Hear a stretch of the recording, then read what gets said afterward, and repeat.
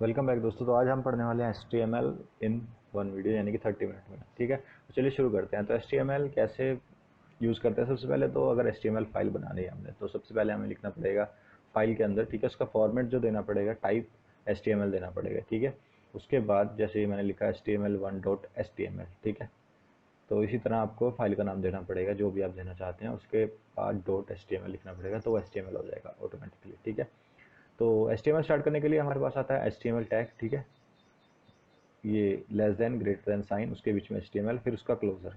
ठीक है, जो डार्क हो रहा है देखिए। ठीक है, ये HTML यहाँ से यहाँ तक। ठीक है, उसके बाद आता है हेड सेक्शन। हेड सेक्शन के अंदर आता है टाइटल। ठीक है, जो टाइटल में हम डालते हैं वो हमारे वेब पेज पे होता है। चलिए रिफ्रेश करके दिखा देता हूँ। देखिए ये टाइटल है हमारा बेसिकली। ठीक है, HTML जहाँ पे माउस है। ठीक है, तो यहाँ पे अगर मैं कुछ और लिखूँ वो भी वहाँ पे हो जाएगा, वाई डिकोडिंग। ठीक है, सेव कर देता हूँ, रिफ्रेश करके दिखा देता हूँ। देखिए टाइटल अपडेट हो चुका है। ठीक है, तो यहाँ पे जो भी हम डालेंगे वो यहाँ पे आता रहेगा। ठीक है, तो ये टाइटल हो गया बेसिकली। उसके बाद आता है हमारा बॉडी पार्ट। बॉडी पार्ट में हम अपना मेन कोड लिखते हैं। तो चलिए शुरू करते हैं। HTML में सबसे पहले आते हैं हेडर टैग।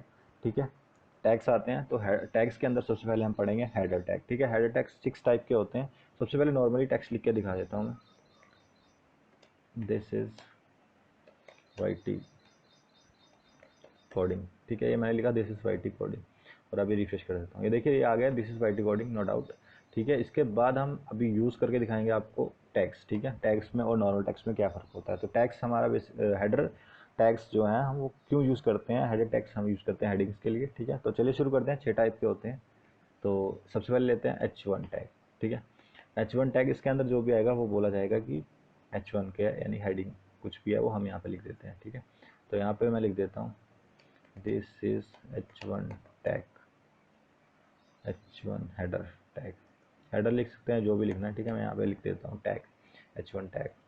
तो मैं रिफ्रेश कर देता हूँ। ये देखिए ब्यूटीफुल सा, यानी कि अगर तो हम नॉर्मली लिखते हैं तो उसका साइज़ कुछ और आता है, अगर हम H1 के लिख रहे हैं तो आप देख सकते हैं साइज़ कितना बोल्ड आ रहा है और अच्छा लग रहा है। ठीक है, तो ये हाइडिंग के लिए यूज़ किया जाता है H1 टैग। इसी तरह ये टैग 6 टाइप के होते हैं। ठीक है, तो फटाफट से मैं कॉपी कर देता हूँ इसे मैंने 6 बार। ठीक है, 7th बार भी कर दिया, आपको फ़र्क पता चल जाएगा 6 तक ही क्यों यूज़ करते हैं हम। ठीक है, तो H1 2 tag, H3, H4, H5, H6 और ये H7। ठीक है, इसी तरह यहाँ पे भी अपडेट कर देते हैं यहाँ पे। ठीक है, तो ये रहा हमारा H2, H3, H4, H5, H6। ठीक है, ये रहा हमारा H7। यहाँ पे भी अपडेट करते हैं ताकि आपको देखने में सही लगे, समझ भी आए।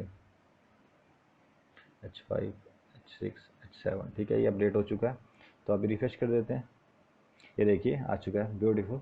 H1 tag, H2 tag, H3 के अंदर कैसा होगा, H5 के, 6 के, H7 के अंदर। ठीक है, तो अभी आपको पता चल ही गया होगा कि 6 टैग ही क्यों है।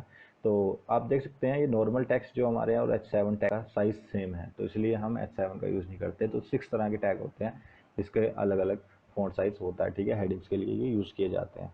तो ये होते हैं हमारे हेडर टैग। इसके बाद आता है हमारे पैराग्राफ टैग। ठीक है, लाइन ब्रेक टैग। तो सबसे पहले लाइन ब्रेक देख लेते हैं। तो यहाँ पे इसे मैं हटा रहा हूँ, तो एक पैराग्राफ लिख देता हूँ मैं। ठीक है, कुछ भी रैंडमली टाइप कर रहा हूँ, कुछ नहीं है, कोई स्पेशल पैराग्राफ नहीं है, मैं लिख रहा हूँ मैं। तो ये मैंने पैराग्राफ लिख दिया यहाँ पे। ठीक है, बेसिकली कितनी 3 लाइन का पैराग्राफ लिखा है। सेव करते हैं और रिफ्रेश कर देते हैं ऐसे। ये रिफ्रेश किया, देखिए मैंने 3 लाइन में पैराग्राफ लिख दिया, पर ये क्या हो रहा है, सिर्फ एक ही लाइन में आ रहा है। तो इस प्रॉब्लम को ओवरकम करने के लिए हमने बनाया BR टैग। तो जहाँ भी BR टैग यूज़ होगा वहाँ पे आ जाएगी ब्रेक। ठीक है, लाइन ब्रेक हो जाएगी वहीं पे। तो जहाँ भी लाइन ब्रेक करनी हो वहाँ पे लिख देते हैं हम BR टैग। BR टैग की क्लोजर की जरूरत नहीं होती, सिर्फ BR लिख दीजिए और ये क्लोज हो जाता है। ठीक है, अब ऑटो क्लोज है, और ये रिफ्रेश कर देता हूँ। ये देखिए हाई के बाद मैंने BR टैग लगाया, वहाँ ब्रेक हो गया। IB के बाद लगाया, वहाँ पे भी ब्रेक हो गया। ठीक है, जहाँ भी से लगाएंगे वहाँ पे लाइन ब्रेक हो जाएगी। अब मैं चाहता हूँ कि मेरा नेक्स्ट पैराग्राफ स्टार्ट हो। ठीक है, थोड़ा ज़्यादा स्पेस दे दिया मैंने। ठीक है, अब मैं चाहता हूँ कि नेक्स्ट पैराग्राफ अब मेरा स्टार्ट हो। ठीक है, तो अब मैं यहाँ पे नेक्स्ट पैराग्राफ स्टार्ट कर रहा हूँ। ठीक है, फर्स्ट लाइन आ गई मेरी उसी पैराग्राफ की, ये सेकंड लाइन आ गई। ठीक है, ये थर्ड लाइन आ गई मेरी, ये मेरी थर्ड लाइन आ गई। ठीक है, तो सेव कर देते हैं और रिफ्रेश करके दिखा देते हैं आपको। ओहो, ये देखिए यहाँ पे मैंने लाइन ब्रेक भी की थी। ठीक है, यहाँ पे देखिए 2 बार स्पेस दिया पर स्पेस नहीं आया, अगला पैराग्राफ स्टार्ट ही नहीं हुआ, ठीक है। इसी के साथ ही स्टार्ट हो गया जबकि मैंने स्पेस भी दिया। ये देखिए एच आई के बाद, कहाँ एच आई, ये रहा, इसके बाद मैंने डबल स्पेस दिया, एंट्री मारा पर नहीं हुआ, ठीक है। तो ऐसे ये प्रॉब्लम आ रही, तो उसके लिए हमने बनाया पैराग्राफ टैग, ठीक है। तो पैराग्राफ टैग का कैसे यूज़ करते हैं, तो मेरे को ये पैराग्राफ टैग बेसिकली पी से ऐसे लिखना पड़ता है, ठीक है। लिख के दिखा देता हूँ आपको फटाफट से। तो इसके बीच में जो भी आएगा वो एक अलग पैराग्राफ बन जाएगा, ठीक है। तो यहाँ पे करते हैं कॉपी पेस्ट फटाफट से, ठीक है। ये पी टैग के अंदर आ चुका है सारा, इस टाइम ये अलग पैराग्राफ बन जाएगा, ठीक है। तो इसे सेव कर देते हैं और अभी आपको दिखा देता हूँ। ये देखिए अलग पैराग्राफ बन चुका है, ये भी अलग पैराग्राफ बन चुका है। तो ये मैंने ऐसे ओपनली लिख रखा है, ओपनली भी नहीं लिखना चाहिए हमें, पैराग्राफ टैग ही यूज़ करना चाहिए हमेशा। तो यहाँ पे पैराग्राफ टैग इसे भी दे देते हैं, ठीक है।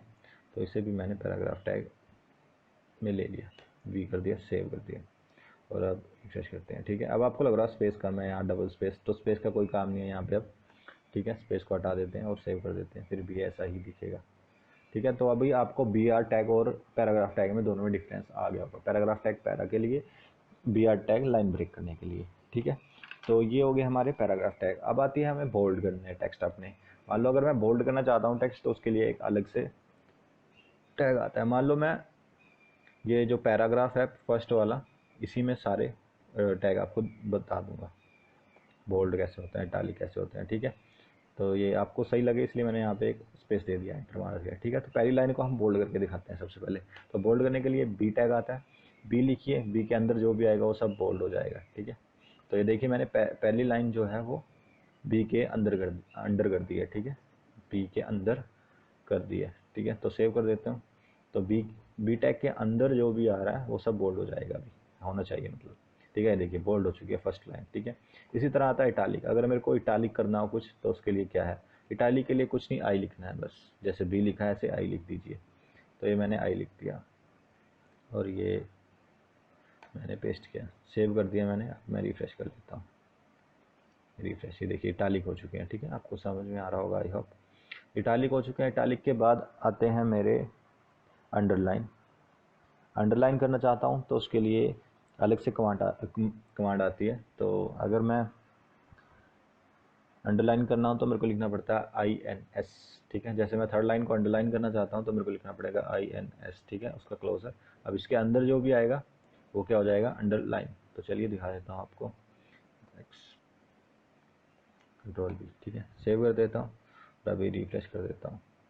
ये देखिए थर्ड लाइन अंडरलाइन हो चुकी है, ठीक है। ये ऐसे हम अंडरलाइन करते हैं। तो इसी के साथ आता है सुपरस्क्रिप्ट, ठीक है। सुपरस्क्रिप्ट करना हो किसी को, सुपरस्क्रिप्ट मतलब जैसे हम स्क्वायर डालते हैं ना, ऐसे करना हो, तो उसके लिए हमारे पास टैग आता है एस यू पी, सुपर के लिए एस यू पी, ठीक है। इसके अंदर जो भी आएगा वो सुपरस्क्रिप्ट हो जाएगा। तो मान लीजिए मैंने यहाँ से ओ आई एच के बाद सुपरस्क्रिप्ट करना है, तो मैं यहाँ पे लिख देता हूँ, यहाँ पे कर देता हूँ, ठीक है। तो ये एस यू पी टैग लगाया मैंने, ठीक है। उसके अंदर जो भी लिखा वो सुपरस्क्रिप्ट हो जाएगा। तो मान लीजिए आई वॉयल ये सब होना चाहिए सुपरस्क्रिप्ट, ठीक है। किस में लगाया ये मैंने, सेकंड पैराग्राफ की फर्स्ट लाइन में। चलिए रिफ्रेश कर देते हैं। ये देखिए यहाँ पे ये वाले सुपरस्क्रिप्ट हो चुके हैं, अलग से दिख ही रहे होंगे आपको जैसे आ रहे हैं, ठीक है। तो ये हो गया सुपरस्क्रिप्ट। इसी के साथ आता है सबस्क्रिप्ट। सबस्क्रिप्ट आप समझ सकते हैं, ये सुपर है वो सब है, यानी कि एक ही अल्फ़ाबेट का फ़र्क है। तो यहाँ पे अगर मेरे को सबस्क्रिप्ट करना हो, मान लो मेरे को इस वर्ड को करना है, तो मैं यहाँ पे लिखूँगा एस यू बी, ठीक है। सबस्क्रिप्ट के लिए एस यू बी और सुपर के लिए एस यू पी, ठीक है। तो ऐसे ये काम करता है। तो इसके अंदर जो भी आएगा वो सबस्क्रिप्ट बन जाएगा। अभी रिफ्रेश करके दिखा देता हूँ, ये देखिए ये नीचे आ चुका है थोड़ा लाइन से, ठीक है। तो ऐसे होता है मेरा सबस्क्रिप्ट। तो इसी तरह हम ये भी दिखाना चाहते हैं कि कुछ टेक्स्ट मेरे डिलीट किए गए हैं, ठीक है। तो डिलीट कैसे दिखाते हैं, डेल टैग। तो ये डेल टैग है, इसके अंदर जो भी आएगा वो डिलीट हुआ हुआ दिखाएगा। मान लो ये लास्ट का जो वर्ड है मैं इसे डिलीट हुआ हुआ दिखाना चाहता हूँ, तो ये सेव करता हूँ मैं, अभी देखिए और रिफ्रेश कर देता हूँ। ये देखिए डिलीट हुआ हुआ दिखाते हैं, एक लाइन खींच के पूरी, ठीक है। तो ये थे बेसिकली हमारे टैग जो मोस्टली हम यूज़ करते हैं, ठीक है। और भी बहुत से आप पढ़ सकते हैं, पर जो मोस्टली हम यूज़ करते हैं वेबसाइट बनाने के लिए वो सब ये हैं। तो इसके बाद आ जाता है लिस्ट इन HTML, ठीक है। तो लिस्ट बनाना देखते हैं अब, लिस्ट कैसे बनाते हैं अपने डाटा की HTML के अंदर। तो लिस्ट बनाने के लिए मैं एक काम करता हूँ, इसे हटा देता हूँ सबसे पहले, तो इसे हटा देता हूँ, हेडिंग डाल देता हूँ मैं यहाँ पे H1 टैग, का भी हमें यूज़ करना पता चल जाएगा। तो मैं यहाँ पे लिख देता हूँ लिस्ट, ठीक है, सेव किया और अभी मैं रिफ्रेश करके आता हूँ, ठीक है, ये आ चुका है लिस्ट। तो लिस्ट देखने वाले हैं। तो बेसिकली HTML में दो तरह की लिस्ट होती है, ऑर्डर्ड लिस्ट, अनऑर्डर्ड लिस्ट। तो यहाँ पे सबसे पहले देख लेते हैं हम अनऑर्डर्ड लिस्ट, ठीक है, अनऑर्डर्ड लिस्ट, ठीक है। तो अनऑर्डर्ड लिस्ट लिखते हैं, मैंने यहाँ पे हेडिंग डाल दिया अनऑर्डर्ड लिस्ट, ठीक है। इसके बाद शुरू करते हैं। तो अनऑर्डर्ड लिस्ट के लिए हमारे पास टैग होता है UL, ठीक है।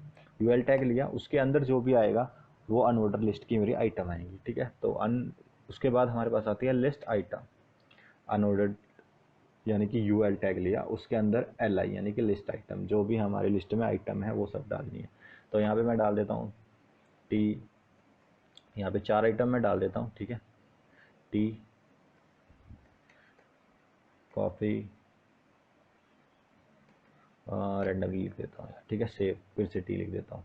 अभी रिफ्रेश करके दिखा देता हूँ, ये देखिए ब्यूटीफुल एक लिस्ट बन के आ चुकी है, अनऑर्डर्ड लिस्ट डॉट फिर टी डॉट फिर कॉफ़ी, ठीक है। तो ऐसे हम अपना डाटा की लिस्ट बना लेते हैं। तो ये क्या थी बेसिकली अनऑर्डर्ड लिस्ट। इसी तरह ऑर्डर्ड लिस्ट भी होती है। तो ऑर्डर्ड के लिए आप अंदाज़ा लगा ही सकते हैं, अगर मैंने अनऑर्डर्ड के लिए UL लिखा है तो ऑर्डर्ड के लिए क्या लिखूंगा, ठीक है। तो ऑर्डर्ड के लिए आई होप आपको पता चल गया होगा, कैस कीजिए, यस OL, ठीक है, ऑर्डर्ड लिस्ट OL, यहाँ पे अपडेट कर देता हूँ मैं ओ,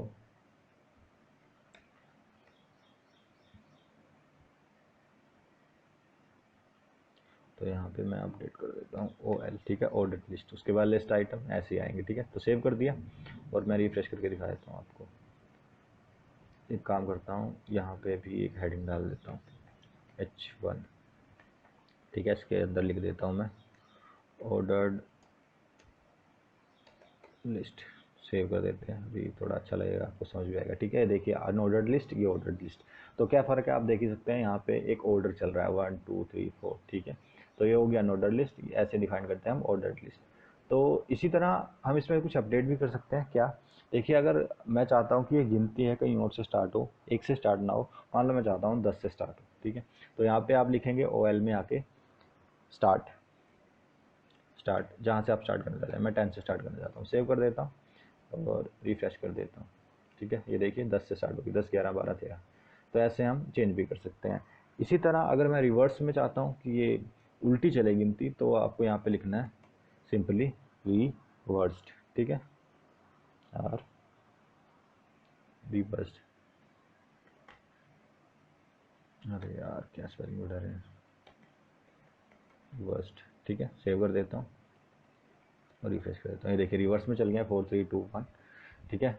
इसी तरह अगर मैं चाहता हूँ कि भाई गिनती नहीं चाहिए मेरे को, तो अल्फ़ाबेट चाहिए ABC वाले, ठीक है। तो उसके लिए मेरे को लिखना पड़ेगा यहाँ पे type TYPE, type is equal to जैसा मैं चाहता हूँ, मान लो मैं चाहता हूँ इससे स्टार्ट हो, A से स्टार्ट हो, ठीक है। तो यहाँ पे सेव कर देता हूँ मैं और रिफ्रेश करके दिखा देता हूँ आपको। ये देखिए ABCD। इसी तरह अगर अब मैं कैपिटल में नहीं स्मॉल में चाहता हूँ तो यहाँ पे स्मॉल AD डाल दीजिए, ठीक है। अब ये स्मॉल में आ जाएगा, रिफ्रेश, ये देखिए, ठीक है। इसी तरह अगर मैं चाहता हूँ कि मेरे को भाई अल्फ़ाबेट भी नहीं चाहिए, गिनती भी नहीं चाहिए, मेरे को तो रोमन चाहिए, तो रोमन के लिए यूज़ होता है I, ठीक है। तो सेव कर देते हैं I लिख के और रिफ्रेश कर देते हैं, देखिए रोमन में चल चुके हैं। इसी तरह अगर मैं चाहता हूँ कि कैपिटल रोमन आए तो यहाँ पे कैपिटल I लिख देना है और रिफ्रेश कर देते हैं, ये देखिए कैपिटल में आ चुके हैं सब कुछ। तो ऐसे हम इन सब का यूज़ करते हैं, ठीक है, ऑर्डर लिस्ट का। तो उसके बाद आ जाता है मेरा इमेज। अगर मैं अपने वेब पेज पे कोई भी इमेज लेके आना चाहता हूँ तो वो कैसे लेके आऊँ। तो इमेज लेके आने के लिए मेरे को अलग से टैग यूज़ करना पड़ते हैं। तो ये इसको मैं हटा देता हूँ सारे को, ठीक है। तो ये मैं सारे को हटा रहा हूँ, तो ये मैंने हटा दिया, बॉडी में आ गया मैं, ठीक है। तो इमेज लेके आने के लिए सबसे पहले तो हमें एक इमेज होनी चाहिए हमारे फोल्डर में ही, ठीक है। यहाँ पे मैंने फोल्डर बनाया जो वन वीडियो को, उसमें मैंने एक इमेज सेव किया टॉम के नाम से, उसका फॉर्मेट है JPG, ठीक है, टाइप JPG है। तो उसे कैसे लेके आएंगे अब देख लेते हैं, ठीक है। तो इसे रिफ्रेश कर देता हूँ, अभी पेज पे कुछ भी नहीं है, इसे सेव किया, ठीक है। अब रिफ्रेश कर देता हूँ, ये देखिए कुछ नहीं है पेज पे, ठीक है। तो इमेज लेके आने के लिए हमारे पास अलग से ही टैग आता है एक, ठीक है। तो वो टैग क्या है, IMG टैग है, ठीक है। अब IMG टैग आ गया, उसके बाद IMG लिखने के बाद उसी टैग के अंदर हमें उसका सोर्स बताना पड़ता है, वो कहाँ पे है इमेज। तो सोर्स बताएंगे, ठीक है। तो सोर्स क्या है मेरा, उसके अंदर उस फोल्डर का नाम, ठीक है, जिस फोल्डर के अंदर है। अगर वो जहाँ पे हमारी फाइल पड़ी है उसी में पड़ी है फोल्डर में, तो हमें फोल्डर की लोकेशन देने की लोड नहीं है। अगर फोल्डर के अंदर हमारी फाइल है और फिर उसी फोल्डर के अंदर एक और फोल्डर है तो उसकी लोकेशन भी देनी पड़ेगी, ठीक है। तो यहाँ पे मेरी उसी फोल्डर के अंदर है तो सीधा मैं नाम दे दूंगा, ठीक है। तो टॉम नाम की इमेज है भाई, और उसका फिर डॉट उसका फॉर्मेट JPG, ठीक है। ये इमेज आ गई, तो सेव कर देते हैं और रिफ्रेश कर देते हैं। ये देखिए एक इमेज आ चुकी है। तो ये इमेज मेरी यहाँ पे फोल्डर में पड़ी हुई थी। मैं इसे भी ओपन करके दिखा देता हूँ ताकि आपको कोई डाउट ना रहे कि कौन सी इमेज ला के दिखा रही है, ठीक है। और जाओ जाए देखिए ये इमेज हमारी वहाँ पे आ चुकी है, ठीक है। तो इस इमेज को हम छोटा बड़ा भी कर सकते हैं, ठीक है, इसी के अंदर HTML के अंदर। वो कैसे? तो यहीं पे सोर्स में ही कुछ नहीं करना, जहाँ पे मैंने सोर्स दिया है सोर्स के बाहर आना है। सोर्स के बाद जो हम देना चाहते हैं, मान लो मैं देना चाहता हूँ से विड्थ कितनी देना चाहता हूँ, मैं चाहता हूँ भाई 50 पिक्सल, ठीक है। तो 50 पिक्सल सेव किया। अब इसकी विड्थ चेंज होगी, देखिए ये देखिए 50 पिक्सल इसकी विड्थ हो चुकी है। अब मान लो मैं हाइट भी चेंज करना चाहता हूँ, काफ़ी छोटी हो चुकी है इमेज, शायद दिखे भी ना, तो यहाँ पे मैं थोड़ा बड़ा कर देता हूँ इसे 500 पिक्सल, सेव करके और दिखा देता हूँ। ये देखिए अब इसकी 500 पिक्सल विड्थ हो चुकी है। इसी तरह मैं इसे हाइट भी दे सकता हूँ, ठीक है। तो हाइट के लिए क्या करना पड़ेगा, हाइट लिखिए, ठीक है। उसकी हाइट कितनी देना चाहते हैं उतनी दे दीजिए। तो मैं यहाँ पे मान लो देना चाहता हूँ 250 पिक्सल कर देता हूँ, ज़्यादा बड़ी नहीं, 250 पिक्सल मैं देना चाहता हूँ। तो सेव कर देते हैं और रिफ्रेश कर देते हैं। ये देखिए इसकी हाइट अब कितनी हो चुकी है, 50 पिक्सल। तो ऐसे हम इसका यूज़ करते हैं, इमेज का ऐसे लेके आते हैं इमेज।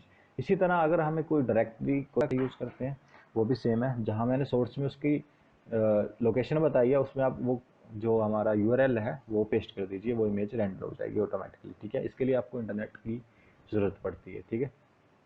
तो पर ये नेक्स्ट आता है हमारे पास फॉर्म्स। तो फॉर्म्स कैसे बनाते हैं हम, चलिए देख लेते हैं। फॉर्म से मेरा मतलब जैसे आप लॉगिन करते हैं फेसबुक पे, इंस्टाग्राम पे या किसी वेबसाइट पे, या फिर कोई फॉर्म भरते हैं ऑनलाइन, ठीक है, आपने देखा होगा। तो इनपुट्स लेते हैं, कुछ सेलेक्ट करते हैं, कुछ वैल्यूज़, ठीक है। वो सब कैसे बनता है वो आज हम इसमें देखने वाले हैं, ठीक है। तो सबसे पहले मेरे को लिखना होता है इनपुट, हम इनपुट लेने वाले हैं यूजर से, ठीक है। उसके बाद उसका टाइप डिफाइन करना पड़ता है, ठीक है। टाइप, तो टाइप भी काफ़ी तरह के होते हैं, देखिए लिस्ट आ चुकी है पूरी, ठीक है। तो यहाँ पे मैं टेक्स्ट ले रहा हूँ सबसे पहले, ठीक है। ये टेक्स्ट ले लिया मैंने। तो ये कैसा दिखता है चलिए और दिखा देता हूँ आपको रिफ्रेश करके फटाफट से। ये देखिए यहाँ पे आ गया। यहाँ पे हम कुछ भी अपना Gmail या ईमेल कुछ भी जो भी हम देते हैं यूज़र नेम वगैरह वो सब लिखते हैं, ठीक है। तो इसे थोड़ा सा और मॉडिफाई कर देता हूँ जिससे आपको ठीक लगे ये क्या है, ठीक है। तो यहाँ पे मैं लिख देता हूँ यूज़र नेम, ठीक है। ये मैंने लिख दिया यूज़र नेम, और इसे एक पैराग्राफ में लिखते हैं, ठीक है, जिससे अगले वाला नेक्स्ट लाइन में आए, इसी में ना आए। ओके, मैं यहाँ पे पेस्ट कर सकते, सेव किया। तो ये तो हो गया हमारी सिंपल इनपुट, ठीक है। और उसके बाद हमारे पास आता है चेकबॉक्स। चेकबॉक्स आपने देखा होगा, टिक करना पड़ता है, येस यू आर रेटिंग कुछ नहीं बात। तो चेकबॉक्स चलिए आपको बना के दिखा देता हूँ सीधा, तो बेटर समझ में आएगा आपको। तो यहाँ पे लेते हैं चेक बॉक्स, ठीक है। चेक बॉक्स लिया मैंने। तो उसके लिए भी इनपुट सेम ऐसे ही लिखनी पड़ेगी। तो मैं यहाँ लिख देता हूँ इनपुट, ठीक है। मैंने लिखा इनपुट, उसके बाद क्या आएगा, टाइप, ठीक है। तो उसके बाद लिखना है टाइप। इसे क्लोज करता हूँ पहले, अरे ये इनपुट लिख दिया मैंने। तो ये लिखना है इनपुट यहाँ पे भी, ठीक है। तो यहाँ पे मैं लिख रहा हूँ इनपुट, ठीक है। ये इनपुट लिखा, टाइप क्या लेना है हमें, चेक बॉक्स, ठीक है। अगर हमें चेक बॉक्स चाहिए तो हमें लिखना पड़ेगा यहाँ पे चेक बॉक्स, ठीक है। तो यहाँ पे चेक बॉक्स कैसा होता है चलिए रिफ्रेश करके देख लेते हैं, आपको पता चली जाएगा अभी। तो मैंने रिफ्रेश किया है, देखिए चेक बॉक्स आ चुका है, ठीक है। इसे चेक बॉक्स बोलते हैं, यूज़र नेम फिर चेक बॉक्स आ गया, ठीक है।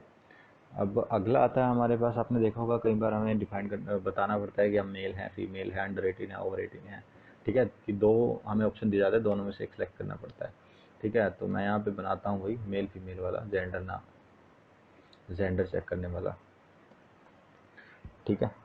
तो उसके लिए क्या करना पड़ता है, मान लो मैं यहाँ पे लिख देता हूँ मेल, ठीक है। उसके लिए भी सेम प्रोसेस है, ठीक है।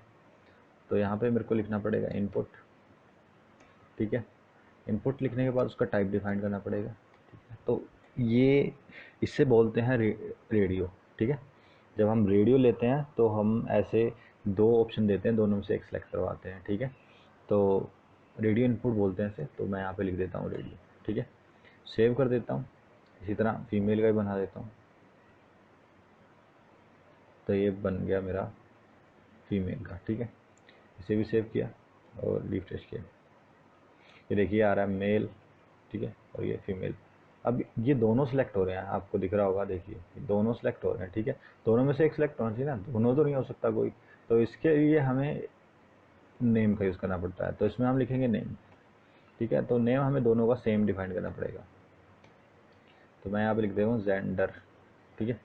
इसी तरह सेम यहाँ पे भी लिखना पड़ेगा हमें, नेम जेंडर, ठीक है। तो सेव कर देता हूँ। अब देखिए क्या होगा, दोनों में से एक ही सेलेक्ट कर पाएंगे हम, दो नहीं सेलेक्ट कर पाएंगे, ठीक है। ये देखिए, ठीक है। तो ये हमने अभी तक 3 इनपुट्स पढ़ लिए हैं, ठीक है। एक टेक्स्ट इनपुट, चेकबॉक्स और एक रेडियो बटन, ठीक है। उसके बाद आपने देखा होगा कई बार आपको एक लिस्ट से निकल के आती है ऑप्शन से, और उसमें से कुछ एक सेलेक्ट करना पड़ता है। तो वो कैसे बनाते हैं, चलिए देख लेते हैं, ठीक है। तो उसके लिए आपको क्या करना पड़ेगा, एक पैराग्राफ लेते हैं, ठीक है। इसके अंदर आपको लिखना पड़ेगा सेलेक्ट, ठीक है। मैं एक सेलेक्ट लिस्ट चाहता हूँ, सेलेक्ट लिस्ट। उसके अंदर मेरे को ऑप्शन, यानी कि मैं ऑप्शन क्या देना चाहता हूँ यूज़र को, ठीक है। तो मैं मान लो देता हूँ यहाँ पे 12, 4 ऑप्शन दे देता हूँ, ठीक है। कुछ भी रैंडमली दे रहा हूँ, ठीक है। तो सेव कर देता हूँ, अभी दिखाता हूँ आपको कैसा दिखेगा ये। और ये मैंने रिफ्रेश कर दिया, देखिए ये सिलेक्ट मेन्यू निकल के आता है, ठीक है। कुछ भी मैं इसमें से सिलेक्ट कर सकता हूँ। तो ऐसे एक सिलेक्ट मेन्यू बनता है, ठीक है। और आफ्टर ऑल आपने देखा होगा एक सबमिट बटन भी होता है, यानी कि लॉगिन बटन। जैसे आप फेसबुक या इंस्टा पे देखते होंगे लॉगिन बटन, या कोई फॉर्म भरते हो उसमें आता है ना सबमिट, ठीक है। तो वो कैसे लेके आते हैं, चलिए वो भी देख लेते हैं। तो उसके लिए भी सेम प्रोसेस है, ठीक है। आपने लिखना है इनपुट, इनपुट तो हर किसी में ही आएगी, ठीक है। इनपुट लिखना है, उसके बाद टाइप डिफाइन करना है। इनपुट सब में आएगी, बस टाइप अलग अलग होते हैं सबके, ठीक है। तो टाइप में हमने लिखना है सबमिट, ठीक है। सबमिट लिख दिया और ये सेव कर दिया। अभी रिफ्रेश कर देते हैं, ये देखिए एक सबमिट का बढ़िया सा बटन आ चुका है, ठीक है। अभी क्लिक तो नहीं होगा। तो ऐसे हम फॉर्म बनाते हैं, ठीक है। तो आपको एक काम करता हूँ मैं, यहाँ पे आपको थोड़ा सा और अच्छे समझ में आएगा, तो मैं यहाँ पे लिख देता हूँ पासवर्ड, ठीक है। ये मैंने सेव किया और अभी मैं इसे रिफ्रेश करके दिखा देता हूँ आपको। ये देखिए आया यूज़र नेम, पासवर्ड, चेकबॉक्स। यहाँ पे कुछ भी लिख सकते हैं आप चेकबॉक्स की जगह, ठीक है। फिर मैंने उससे जेंडर पूछा, फिर एक नंबर की लिस्ट थी, नंबर सेलेक्ट कीजिए, उसके बाद सबमिट, ठीक है। ऐसे एक छोटा सा लॉगिन फॉर्म बन चुका है ये। तो ऐसे हम फॉर्म बनाते हैं HTML के अंदर। तो नेक्स्ट टॉपिक आता है हमारे पास टेबल। आपने देखा होगा टेबल बनाते हैं हम अपने डाटा का, तो वो कैसे बनता है वो देख लेते हैं फटाफट से। तो इसे मैं कर रहा हूँ क्लियर, ठीक है। तो ये मैंने क्लियर कर दिया। तो टेबल्स के लिए जैसे अभी फॉर्म्स लिखा था, उसके लिए टेबल्स के लिए क्या लिखेंगे, टेबल, सिंपल, ठीक है। तो मैं यहाँ पे लिख रहा हूँ टेबल, भाई मेरे को टेबल बनाना है, ठीक है। टेबल बनाने के बाद आता है टेबल रो, टेबल रो, ठीक है। ये मैंने टेबल रो स्टार्ट की। और टेबल रो के अंदर आता है टेबल डाटा, टेबल डाटा। जैसे सिलेक्ट के अंदर आ रहा था ना ऑप्शन, फिर वो ऐसे। तो टेबल के अंदर क्या डाटा डालना चाहता हूँ, तो मान लो मैं लिखना चाहता हूँ अंकित, ठीक है। अगला डाटा, अगला डाटा, अगला डाटा, ठीक है। तो ये मैंने लिख दिया अंकित किट इट ANK, ठीक है। तो ये सेव करके दिखा देता हूँ आपको कैसे टेबल बनता है। और ये मैं रिफ्रेश कर देता हूँ, ये देखिए अंकित किट IT अंकी, ऐसे ये एक डाटा एक रो में चल रहा है। तो अगर हमें अगली रो में सेलेक्ट जाना हो, तो यहाँ पे सिंपली वापस आइए, इस रो के बाहर आना है, ठीक है। तो अगली रो स्टार्ट कर दीजिए, यहाँ पे टेबल रो स्टार्ट होगी भाई अगली, ठीक है। उसमें डाटा डाल दीजिए, टेबल डाटा, ठीक है। जो भी डाटा डालना है आपने, ये मैंने डाटा डाल दिया, ठीक है। सेव कर देता हूँ। 4 डाटा और डाला है मैंने अगली रो में, ठीक है। तो ये देखिए अगली रो में आ चुका है। तो ऐसे हम रो सेलेक्ट करते हैं, पहली रो, फिर दूसरी, फिर तीसरी, ऐसे ऐसे नीचे आते रहेंगे हम, ठीक है। अगली रो स्टार्ट करनी हो सिंपली ऐसे ही, ठीक है। TR लिखिए और उसमें डाटा डाल दीजिए। तो ऐसे हम अपना टेबल बनाते हैं। तो ये तो हो गया एक सिंपल सा टेबल। अगर हमें इसमें हेड भी देना हो तो कैसे बनाएंगे हम, तो उसके लिए सिंपल है, कुछ भी नहीं है। ऊपर जाएंगे टेबल में, ठीक है। टेबल के बाद हमने यहाँ पे लिखना है टेबल हेड, ठीक है। अरे यहाँ पे लिखना है हमने टेबल हेड, ठीक है। टेबल हेड लिखा। टेबल हेड के अंदर हमको लिखना है टेबल, यानी कि TH, जो हमारे पास हेड आना है, हेडिंग आनी चाहिए, ठीक है। टेबल हेड बना रहे हैं हम, तो उसमें जो टेबल का डाटा है वो आएगा TH के अंदर, ठीक है।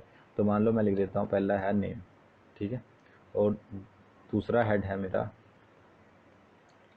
एज, ठीक है एज। अब इसे रिफ्रेश करके दिखा देता हूँ, रिफ्रेश कर देते हैं। ये देखिए नेम एज, ऐसे ये इसके क्या आ चुके हैं, हेड आ चुके हैं। 4 बना देता हूँ मैं चारों के लिए, ठीक है। ये देखिए तो ऐसे एक ब्यूटीफुल सा टेबल बन चुका है, ठीक है। ऊपर बोर्ड आ रहा है, उसके नीचे उसका डाटा, उसके नीचे name name name age age age, ठीक है। तो ये थोड़ा सा और मॉडिफाई कर देता हूँ मैं, और अच्छे समझ में आए जिससे, ठीक है। अंकित, फिर उससे अगला डाटा यानी कि एज मैं लिख देता हूँ 15, ठीक है। उसके बाद आ रहा है एज की जगह से मैं लिख देता हूँ जेंडर, जेंडर, ठीक है। उसके बाद मैं लिख देता हूँ सिटी, सिटी, ठीक है। तो यहाँ पे जेंडर में मैं लिख देता हूँ मेल, और यहाँ पे मैं लिख देता हूँ सिटी, मान लो मैं लिख देता हूँ दिल्ली, ठीक है। उसके बाद अगला डाटा ऐसे ही, ठीक है। मैं इसे नहीं करता, सिर्फ आपको दिखाने के लिए मैंने एक में अपडेट कर दिया है। तो मैं अभी रिफ्रेश कर देता हूँ, देखिए आ गया अंकित, एज 15, जेंडर मेल, दिल्ली, ठीक है। तो ऐसे हम अपने डाटा को मैनेज करते हैं इसके अंदर। तो ऐसे हम टेबल बनाते हैं HTML के अंदर। तो अगला आ जाता है मेरे पास लिंक्स। आपने देखा होगा लिंक्स कैसे देते हैं हम अपनी वेबसाइट पे। कोई आप वेबसाइट पे जाते होगे, आपको उस पर दिखता होगा कोई और वेबसाइट का लिंक, ठीक है। तो वो कैसे अटैच करते हैं, वो कैसे लिखते हैं हम अपनी वेबसाइट पे, वो देख लेते हैं। तो मैं ये हटा देता हूँ। तो उसके लिए मेरे को यूज़ करना पड़ता है एक ए टैग, ठीक है। ए टैग आता है, ए टैग के अंदर यानी कि यहाँ पे जहाँ मैं अभी हूँ, ठीक है, इसके अंदर मेरे को लिखना पड़ता है HTRF। तो इसका मतलब होता है मैं कोई ना कोई लिंक दे रहा हूँ इसके अंदर, ठीक है। उसके अंदर उसका URL आ जाएगा लिंक का, ठीक है। और लिंक्स भी अलग अलग होते हैं, एब्सोल्यूट, डायरेक्ट, ठीक है। ऐसे ऐसे लिंक होते हैं अलग अलग से। तो सबसे पहले मैं क्या करता हूँ, गूगल का आपको लिंक दे के दिखाते हैं।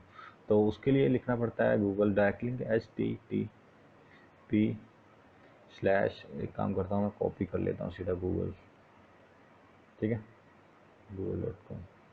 तो यहाँ से मैं कॉपी कर रहा हूँ, सीधा इसे पेस्ट कर दूँगा अपने कोड में।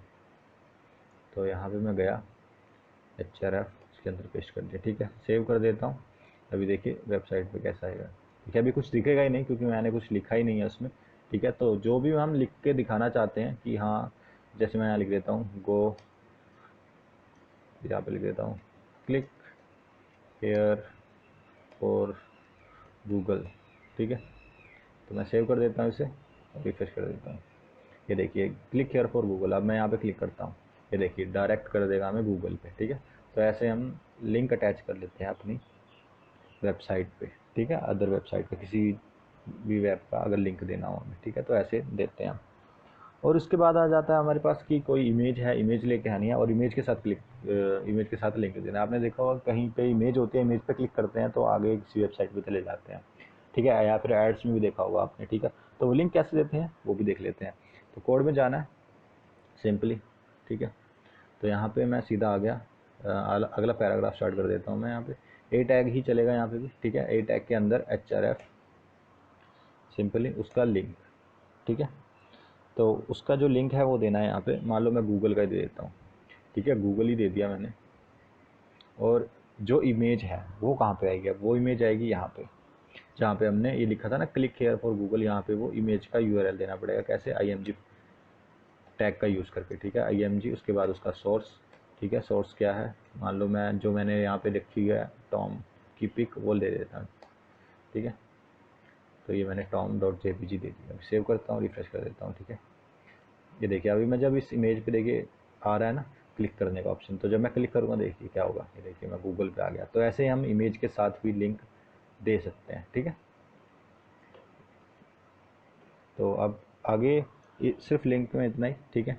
ऐसे हम वेबसाइट के साथ अपना लिंक अटैच कर सकते हैं। इसी तरह अगर हमें कोई और फाइल देनी हो, किसी और फाइल का लिंक अटैच करना अपने वेब पेज पे, वो भी कर सकते हैं। तो मान लो मेरे पास अभी इसमें जाके दिखा देता हूँ आपको वन वीडियो में, ठीक है। ये मेरे पास एक ही फाइल पड़ी है HTML की। मान लो मैं यहाँ पे एक और फाइल लेके आता हूँ HTML की, ठीक है। तो मैं एक काम करता हूँ, एक फाइल मेरे पास बनी पड़ी है, उसको मैं कॉपी करके इसमें पेस्ट कर लेता हूँ, फिर उसका लिंक दे के दिखाऊँगा आपको कैसे देना है, ठीक है। तो मैं चाहता हूँ डेस्कटॉप पे, ठीक है। तो ये मेरा HTML का फोल्डर है। तो मैं क्या करता हूँ, कुछ भी ये फॉर्म्स कॉपी कर लेता हूँ यहाँ से, कॉपी, और उसी फोल्डर में वन वीडियो में मैं पेस्ट कर देता हूँ। तो ये जो मेरा फॉर्म्स नाम की फाइल है, इसका लिंक देके दिखाऊंगा मैं आपको वो लिंक कैसे देते हैं, ठीक है। तो मैं कुछ नहीं, सिंपली पैराग्राफ टैग लिया, ठीक है।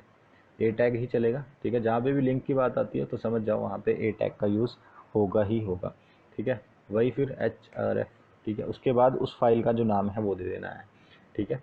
तो मान लो इसका नाम क्या था, forms.html, ठीक है, ऐसे लिख देना है। तो अगर इस फाइल पे मैं रीडायरेक्ट करना चाहता हूँ तो क्या लिखा है, तो मैं यहाँ पे लिख देता हूँ click here for forms file, forms, ठीक है, फॉर्म्स लिख देता हूँ मैं, क्लिक हेयर फॉर फॉर्म्स, ठीक है। तो सेव कर देता हूँ और रिफ्रेश करके दिखा देता हूँ फटाफट से। तो ये मैं रिफ्रेश कर देता हूँ, ये देखिए आ गया क्लिक केयर फॉर फॉर्म्स। तो जब मैं इस पर क्लिक करूँगा तो मैं डायरेक्टली कहाँ पहुँच जाऊँगा, फाइल जो फॉर्म्स है मेरे उसकी फ़ाइल में। तो ये जो मेरी फॉर्म्स की फ़ाइल है उसमें ये डाटा पड़ा था एक्चुअल में, ठीक है। तो ये आ चुका है यहाँ पे, ठीक है। तो ऐसे हम रिडायरेक्ट करते हैं किसी भी फाइल पे डायरेक्टली, ठीक है। और हम ऐसा भी कर सकते हैं कि जैसे आपने देखा होगा एक बहुत बड़ी वेबसाइट होती है तो उसे नीचे आ गया मान लो मैं, और मेरे को वापस ऊपर जाना है तो मैं स्क्रॉल तो नहीं करूँगा इतना, ठीक है ना। तो उसके लिए मैं क्या करता हूँ, सीधा ही एक आईडी दे देता हूँ। आईडी कैसे देते हैं, चलो पहले एक काम करता हूँ, मैं 2-3 इमेज लेके आता हूँ पहले तो अपनी वेबसाइट पे, ठीक है। तो उसके लिए मैं यहाँ पे IMG यूज़ कर रहा हूँ, ठीक है। उसके अंदर ओके सोर्स ले रहा हूँ मैं tom.jpg, ठीक है। और paste paste paste paste paste paste save कर दिया मैंने, ठीक है। तो मैं अभी रिफ्रेश कर देता हूँ इसे। ये देखिए कितनी सारी इमेज आ चुकी हैं, ये अलग अलग पैराग्राफ में आ रही है, मतलब एक ही उसमें आ रही है क्योंकि हमने पैराग्राफ नहीं लिया। तो यहाँ पे एक काम करता हूँ, br टैग ले लेता हूँ मैं, शायद ब्रेक हो गई रिफ्रेश। ये देखिए ब्रेक हो चुकी है, ठीक है। तो यहाँ पे सब में लेना पड़ेगा। तो मैं एक काम कर देता हूँ, काफ़ी सारी इमेज कॉपी कर देता हूँ दोबारा से, ये रिफ्रेश कर दी। ये देखिए कितनी सारी इमेज आ चुकी हैं अभी फ़िलहाल, ठीक है। काफ़ी लंबी वेबसाइट बन चुकी है, ठीक है। तो अभी मैं क्या करता हूँ, मैं चाहता हूँ कि नीचे एक ऑप्शन आए कि बैक टू टॉप, ठीक है।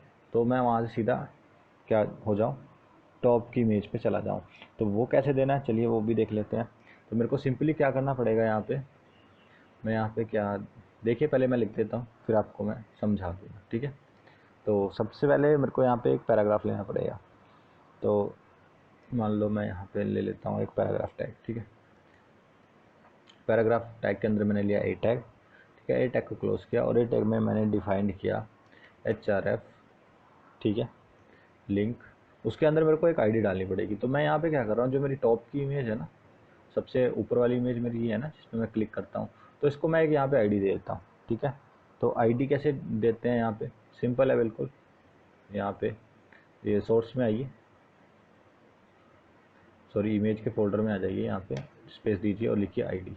तो आईडी देनी है, आईडी लिखना है और इसके बाद आपको कोई भी नाम दे देना है। ऐसे मैं लिख देता हूँ फर्स्ट या फिर टॉप, ठीक है। टॉप नाम की मैंने इसे आईडी दे दी। तो यहाँ पे दोबारा आना है href में, तो यहाँ पे उस आईडी का नाम लिखना है। तो आईडी कैसे लिखते हैं, नाम उसका हैश और उसका नाम। तो आईडी का नाम क्या है, टॉप, ठीक है। और यहाँ पे मैं दे देता हूँ बैक टू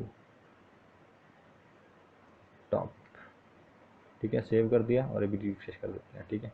ये देखिए सबसे लास्ट में ऑप्शन आ गया बैक टू टॉप। जब इस पर क्लिक करूँगा देखिए हम वापस ऊपर आ जा रहे हैं, देखिए नीचे आया नीचे आया नीचे आया नीचे आया नीचे आया, और इस पर क्लिक करता हूँ, देखिए मैं, ये देखिए वापस टॉप पे आ गया, ठीक है। सिंपली कुछ नहीं, यहाँ पे एक आईडी देनी है फर्स्ट इमेज को और उस आईडी का जो नाम है वो यहाँ href डाल के उस आईडी का नाम दे देना है। तो वो सीधा आपको जंप करके ऊपर ही ले जाएगा, ठीक है। तो ये थी बेसिकली हमारी इमेजेस लिंक्स, ठीक है, कैसे हम इनके साथ हमने खेला, ठीक है। तो इसके बाद हमारे पास आ जाता है एंटिटीज़। तो आपने देखा होगा कि हम इसमें यूज़ करते हैं greater than less than sign, ठीक है। जैसे बॉडी लिखा है ये सब, अगर ये हमें दिखाना हो, प्रोग्राम दिखाना हो अपना, तो हम नहीं दिखा सकते क्योंकि वो तो रन होगा, दिखेगा थोड़ा ना, वो तो बैकग्राउंड में रन होता है।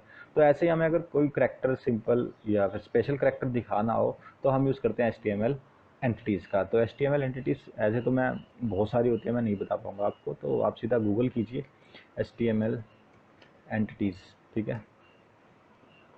देखिए पहले ही वेबसाइट पे जा रहा हूँ मैं,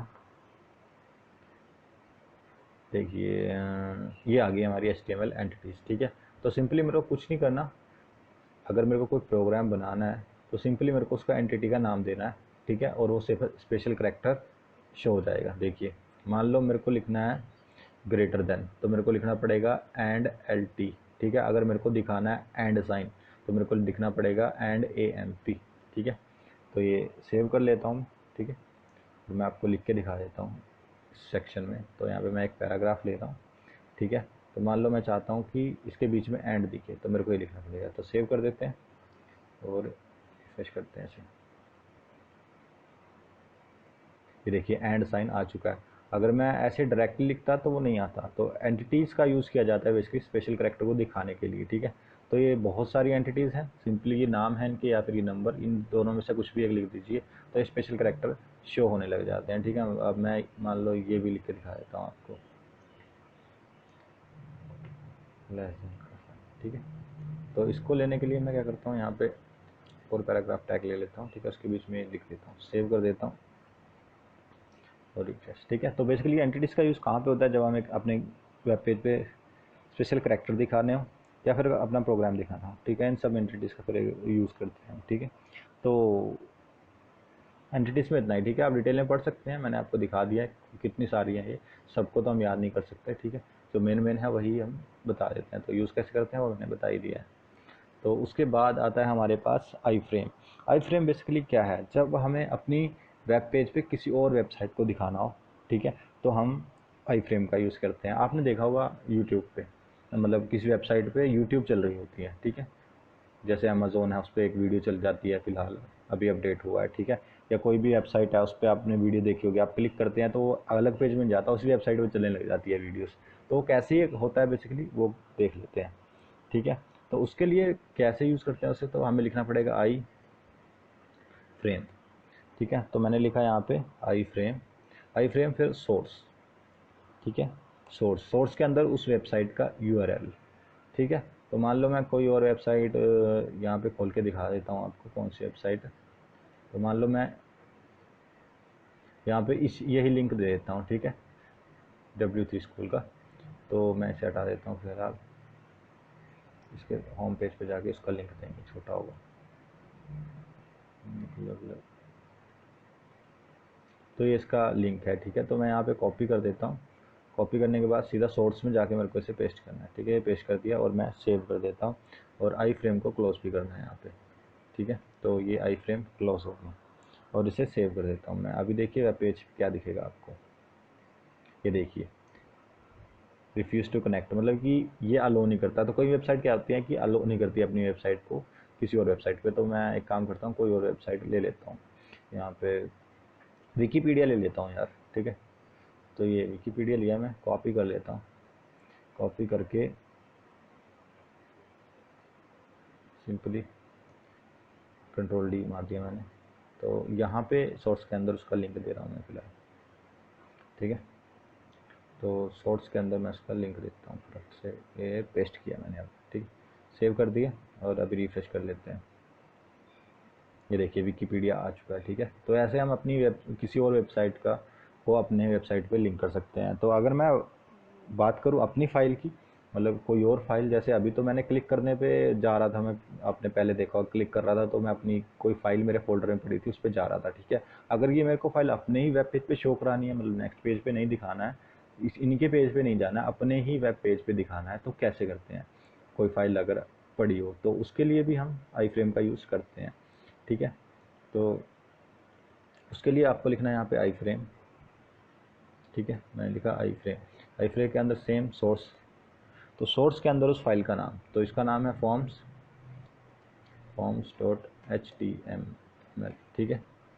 तो ये इसका नाम है बेसिकली, नाम देख लेता हूँ FORMS, ठीक है, forms.html। तो ये इसका नाम हो गया। अभी मैं रिफ्रेश कर देता हूँ, ये देखिए वो फाइल है जो मेरी फॉर्म्स की, वो भी यहाँ पे आ चुकी है, ठीक है। तो ऐसे मैं वेबसाइट्स लिंक कर रहा हूँ अपने ही वेब पेज पे डायरेक्टली, उनके वेब पेज पे नहीं जा रहा, अपने ही जो मैंने वेब पेज बनाया उस पर दिखा रहा हूँ। तो ये बात होगी वेबसाइट्स की। अब आपने यूट्यूब की वीडियो भी देखी होगी, तो वो भी बिल्कुल आसान है, वो तो सबसे आसान है, उसमें लिखने की भी कुछ जरूरत नहीं, सीधा कॉपी पेस्ट हो जाती है। तो मैं यहाँ पर यूट्यूब चला लेता हूँ सबसे पहले। तो मैं यहाँ पर चला रहा हूँ यूट्यूब, ठीक है। तो यूट्यूब चलाई, तो मान लो तो मैं ये यहाँ पे सिलेक्ट कर लेता हूँ, ठीक है। ये मैंने सॉन्ग सिलेक्ट कर लिया फ़िलहाल। सॉन्ग क्या है, तो पबजी चल चुकी है, ठीक है। तो इसको अगर मेरे को कोई भी वीडियो, ठीक है, सिंपली कहाँ जाना है आपने, शेयर में जाना है, और मैं यहाँ पे शेयर पे क्लिक कर देता हूँ, ठीक है। तो एम्बेड पे इसे कॉपी कर लेते हैं। इसे कॉपी करना है, सिंपली कॉपी करके अपने वेब पेज पे जाना है और उस पर पेस्ट करना है, कोई भी वीडियो यूट्यूब की, ठीक है। तो ये मैंने लिंक डायरेक्टली पेस्ट कर दिया, ठीक है। हाइट विड्थ सब कुछ डिफाइंड है, आप कम ज़्यादा भी कर सकते हैं। तो अभी जाते हैं और रिफ्रेश कर देते हैं।